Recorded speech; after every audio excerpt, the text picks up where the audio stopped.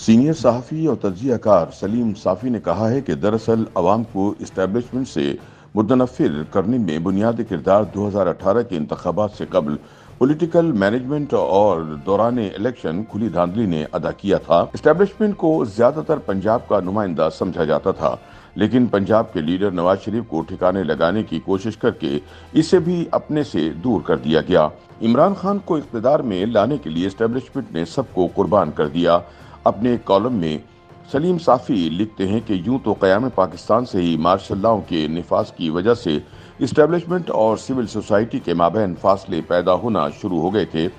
لیکن ماضی قریب کے کچھ واقعات نے اس خلیج کو مزید وسیع کر دیا۔ بھٹو کی پھانسی ایک ایسا عمل تھا جس کی وجہ سے پورے ملک اور بالخصوص سندھ میں اسٹیبلشمنٹ کے خلاف دلوں میں نفرت جنم لینے لگی۔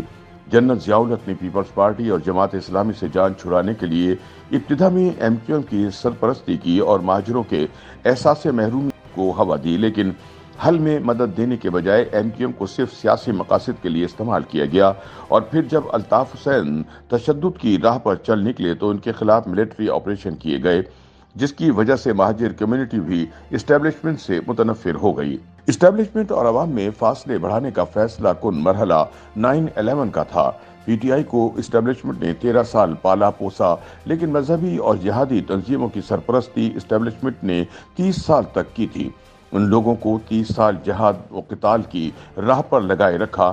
سلیم صافی کہتے ہیں کہ پی ٹی آئی والوں نے تو جانوں کی قربانیاں دیں، لیکن مذہبی اور جہادی تنظیموں نے ہزاروں جانوں کی قربانیاں دیں۔ تاہم 9/11 کے بعد جنرل مشرف کی قیادت میں اسٹیبلشمنٹ نے اچانک یو ٹرن لیا اور معزز خیال کیے جانے والے لوگوں کو قابل گردن زدنی ڈکلیئر کیا گیا۔ چنانچہ جہادی تنظیموں کے ایک حصے نے تو اسٹیبلشمنٹ کے خلاف ہتھیار اٹھا لیے اور دوسرے نے ریاست کی خاطر بادل نخواستہ یہ راستہ ترک کیا، لیکن اشروں سے اسٹیبلشمنٹ کا اتحادی سمجھے جانے والا مذہبی طبقہ اور بالخصوص جہادی ذہن والے لوگ اسٹیبلشمنٹ سے دور ہو گئے۔ بلوچ یوں تو روز اول سے اسٹیبلشمنٹ سے خفا تھے، لیکن جنرل پرویز مشرف کے دور میں اکبر بگٹی کے قتل کے بعد وہاں ایک نئی باغیانہ سوچ جنم لینے لگی جو اب تک برقرار ہے۔ پختون قوم پرست جماعت افغان جنگ کی وجہ سے پاکستانی اسٹیبلشمنٹ کے خلاف ذہن سازی کر رہی تھی، لیکن آپریشنوں اور بالخصوص افغانستان کے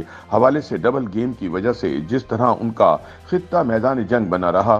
اس کی وجہ سے اکثر پختون اسٹیبلشمنٹ سے خفا تھے۔ زمین پر رہنے والے پختون سمجھ رہے تھے کہ بم دھماکوں میں ان کے جسموں کی جو پرخچے اڑ رہے ہیں وہ اسٹیبلشمنٹ کی ڈبل گیم کا نتیجہ ہیں۔ ان پختونوں کے دلوں میں غبار جمع ہو گیا تھا جسے منظور پشتین نے رسک لے کر زبان دی، اور جس طرح ایک اسکول ٹیچر کے بیٹے اور اس سادہ قسم کے نوجوان کو دنوں میں پذیرائی ملی، اس سے ان جذبات کا بخوبی اندازہ لگایا جا سکتا ہے۔ سلیم صافی کہتے ہیں کہ ایک پنجاب باقی تھا اور اسٹیبلشمنٹ کو زیادہ تر پنجاب کا نمائندہ سمجھا جاتا تھا، لیکن پنجاب کے لیڈر نواز شریف کو ٹھکانے لگانے کی کوشش کر کے اسے بھی اپنے سے دور کر دیا گیا۔ حامد میر اور ارشاد بھٹی گواہ ہیں کہ 2018 کے الیکشن سے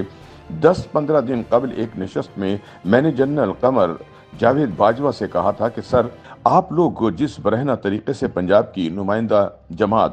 مسلم لیگ نون کو ٹھکانے اور عمران خان کو جبراً مسلط کرنے کی کوشش کر رہے ہیں، اس کے نتیجے میں آپ کے خلاف پنجاب میں بھی پی ٹی ایم بن جائے گی۔ انہوں نے تب میری بات سے اتفاق نہیں کیا، لیکن گجرانوالہ جلسے میں جب میاں نواز شریف نے ان کا اور جنرل فیض حمید کا نام لیا تو میں نے انہیں پیغام بھیجا کہ پنجاب میں پی ٹی ایم بن گئی ہے یا نہیں۔ دراصل عوام کو اسٹیبلشمنٹ سے متنفر کرنے میں بنیادی کردار 2018 کے انتخابات سے قبل پولیٹیکل مینجمنٹ اور دوران الیکشن کھلی دھاندلی نے ادا کیا تھا۔ ماضی میں اگر اسٹیبلشمنٹ پیپلز پارٹی کو ٹھکانے لگانے کا ارادہ کرتی تو جواب میں مسلم لیگ نون اور جماعت اسلامی تو کیا اے این پی اور بلوچ قوم پرستوں تک کو رعایت دے کر ساتھ ملا لیتی، لیکن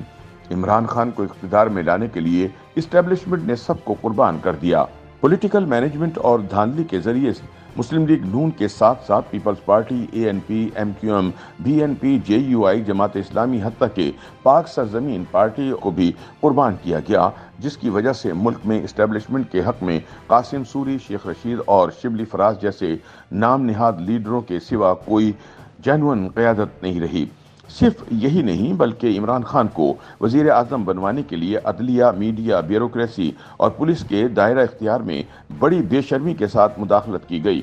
سلیم صافی کے مطابق اسٹیبلشمنٹ کے بعض لوگوں کو یہ بات سمجھ نہیں آ رہی کہ گزشتہ 5 برسوں کے ہائیبرڈ نظام کی وجہ سے مذکورہ تمام ادارے تاریخ کی بدترین گھٹن برداشت کر رہے تھے۔ دوسری طرف مسلم لیگ نون اپنے طریقے سے، پیپلز پارٹی اپنے طریقے سے، قوم پرست جماعتیں اپنے طریقے سے، جبکہ منظور پشتین کی قیادت میں پی ٹی ایم اپنے طریقے سے اسٹیبلشمنٹ کے خلاف ذہن سازی کرتی رہی۔ شاید اس کا احساس کر کے اسٹیبلشمنٹ نے عمران خان کی غیر آئینی اور غیر قانونی سپورٹ کا خاتمہ کیا، اور شاید اس کا خیال تھا کہ عمران خان ماضی کے احسانات کی وجہ سے اس کے خلاف نہیں جائیں گے، اور بعض بے وقوف یہ سوچ رہے ہیں کہ آپ عمران خان کو دوبارہ وزیر اعظم بنا بھی دیں تو بلوچستان، پختون، پٹی، کراچی کے مہاجر اور سندھی مطمئن نہیں ہو سکتے۔ پھر یہی کام پی ڈی ایم میں شامل جماعتیں اور پیپلز پارٹی وغیرہ مزید شدت سے کر دیں گی، کیونکہ اب عمران خان نے سب کو راستہ دکھا دیا ہے۔ لہٰذا اسٹیبلشمنٹ سے ناراضی کو ختم کرنے کے لیے تمام قومیتوں اور تمام اداروں سے متعلق بہت کچھ کرنا ہوگا۔ جن جن کے حق میں، جن جن کے خلاف ترازو کے پلڑے کو جھکایا گیا تھا، پہلے اسے برابر کرنا ہوگا۔ آخر میں سلیم صافی کہتے ہیں کہ جن جن لوگوں کو استعمال کر کے پھینک دیا گیا، انہیں منانا ہوگا۔ جو قومیتیں احساس محرومی کا شکار ہیں، ان کے احساس محرومی کو ختم کرنا ہوگا، اور جس سویلین ادارے کے کام میں مداخلت ہو رہی ہے، اس مداخلت کو ختم کر کے سویلین اداروں کو بااختیار بنانا ہوگا۔ عمران خان کے معاملے میں غلطی 2022 میں نہیں ہوئی بلکہ 2010 سے 2018 تک ہوتی رہی، جس کا خمیازہ آج قوم اور اسٹیبلشمنٹ بھگت رہی ہے۔ YouTube پر گوگلی نیوز دیکھنے کے لیے youtube.com کی سرچ بار میں googly news T V type کریں۔ گوگلی نیوز کے پیج پر سرخ رنگ کے سبسکرپشن والے بٹن پر کلک کرنا نہ بھولیے۔ YouTube پیج پر اپلوڈ ہونے والی ویڈیوز سے باخبر رہنے کے لیے بیل آئیکن پر کلک کیجیے۔ آپ کو ہر نئی ویڈیو کے بارے میں نوٹیفیکیشن موصول ہو جائے گا۔